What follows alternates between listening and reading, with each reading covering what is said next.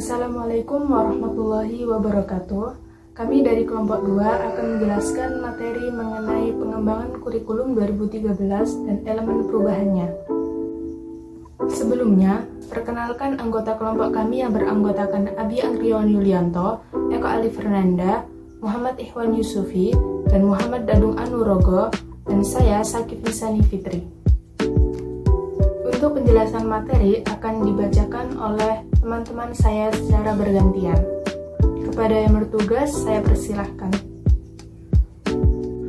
Kurikulum 2013 merupakan kurikulum terbaru yang diterapkan dalam kegiatan belajar mengajar di negara kita ini. Kurikulum 2013 bertujuan untuk memberikan ilmu pengetahuan secara utuh kepada siswa dan tidak terpecah-pecah. Kurikulum ini menekankan pada keaktifan siswa untuk menemukan konsep pelajaran dengan guru berperan sebagai fasilitator.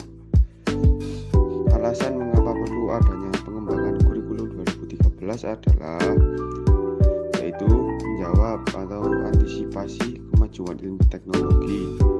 Kurikulum haruslah bersifat dinamis. Yang dimaksud dinamis yaitu senantiasa berubah menyesuaikan keadaan supaya dapat memantapkan belajar dan hasil belajar. Yang kedua, memenuhi kebutuhan yang ada dalam masyarakat dan untuk meningkatkan kemajuan masyarakat. Dengan dikembangkannya suatu kurikulum, maka pendidikan yang ada di masyarakat baik pendidikan formal maupun non-formal akan mengalami peningkatan. Dengan adanya peningkatan tersebut, maka masyarakat akan mengalami perubahan ke arah yang lebih baik pula, baik pengetahuan maupun pola kehidupan. Yang ketiga ialah memenuhi kebutuhan peserta didik. Perubahan cara pandang kurikulum dari kurikulum sebagai alat menjadi kurikulum sebagai tujuan atau akhir yang akan dicapai, karena hasil belajar yang diharapkan merupakan dasar bagi perencanaan dan perumusan berbagai tujuan kegiatan pembelajaran. Kemudian, mengenai materi elemen perubahan kurikulum 2013, terdapat 4 elemen perubahan yang mendasar, yaitu standar kompetensi lulusan atau SKL, standar proses, standar isi, dan standar penilaian. Untuk wujud perubahan kurikulum 2013, yang pertama ada perubahan pada kompetensi lulusan, yang meliputi konstruksi holistik, didukung oleh semua materi atau mapel, terintegrasi secara vertikal maupun horizontal. Kedua, perubahan pada materi pembelajaran dikembangkan berbasis kompetensi, sehingga memenuhi aspek kesesuaian dan kecukupan.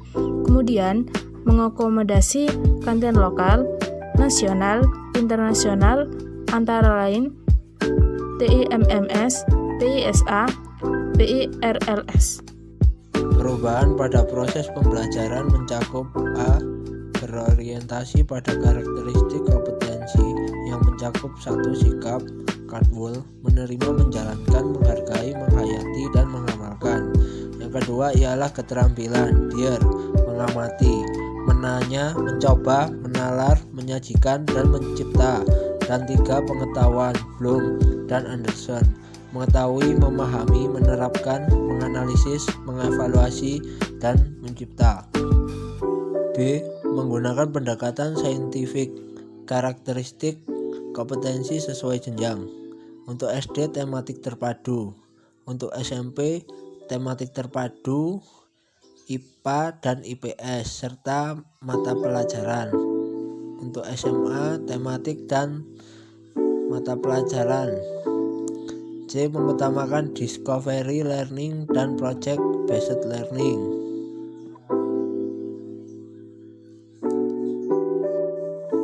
Yang keempat ialah perubahan pada penilaian mencakup A. Berbasis tes dan non-tes, portofolio, menilai proses dan output dengan menggunakan authentic assessment, rapor membuat penilaian kuantitatif tentang pengetahuan dan deskripsi kualitatif tentang sikap dan keterampilan kecukupan. Kemudian, setelah mempelajari elemen perubahan kurikulum 2013, kita dapat mengetahui adanya prakondisi yang harus dan bahkan wajib dipenuhi, terutama terkait dengan kesiapan para guru selaku garda terdepan dalam proses implementasinya. Sebagai ujung tombak keberhasilan reformasi kurikulum, guru perlu memiliki kesiapan yang memadai, mulai dari kesiapan dari segi kualifikasi, kompetensi, serta juga dalam hal kesamaan pemahaman. Sekian presentasi dari kami.